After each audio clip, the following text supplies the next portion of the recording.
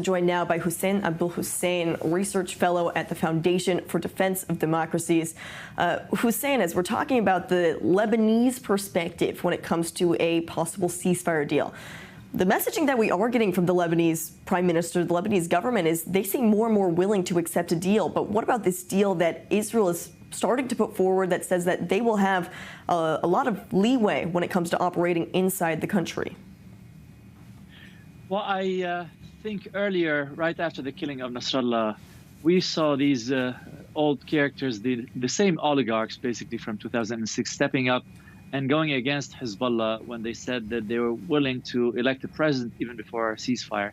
And that signaled to Hezbollah that the state was willing to move on without the party or its candidate, Sulaiman Frangiyi.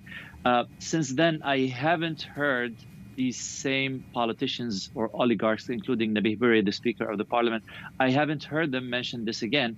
And this tells me that Hezbollah called and maybe twisted some arms. So now back to the rhetoric, the position that Hezbollah agrees of, which is 1701. I think Amos Hochstein was correct when he said, this ship has sailed. We're not going back to 1701. You had 18 years to enforce 1701 and you failed. And now either you step up, this is your last chance, or Israel is going to enforce it. And the messaging that we're getting from Prime Minister Najib Mikati, on the one hand says that he has not been in communication with Hezbollah leadership in over a month. Now, in the meantime, now that Nasrallah has also been killed, he's becoming more bold, it seems. Even as our guest Yaakov Lapin here in studio said, he's accused Iran of blatant interference in Lebanese affairs as an attempt to establish an unacceptable guardianship over Lebanon. This is a strong statement coming from the Lebanese Prime Minister that I don't think people would expect to hear from him if this was several months ago.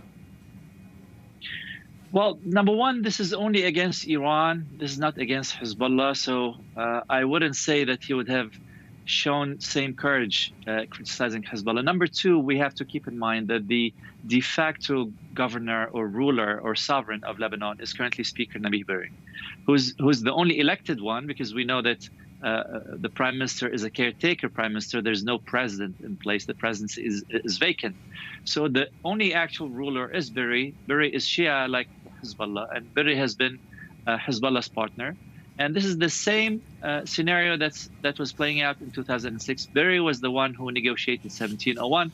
At the time, the Prime Minister Senora was playing along. Now we have Mikati as the secondary character. But this is to say that the Prime Minister of Lebanon has always been a secondary character. The first and foremost ruler of Lebanon has been Speaker Berri. And from Berri, we haven't heard something that tells us that Israel can just rely on the Lebanese state. And so, Hussain, what do you think would be the best move for Lebanon going forward when it does come to these different diplomatic avenues?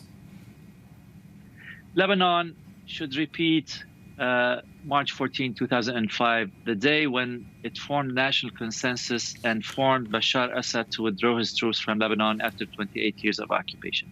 They should do the same with Hezbollah. They should have a platform with a single issue. Hezbollah must surrender its arms to the Lebanese National Army. I think this is a sane and reasonable demand.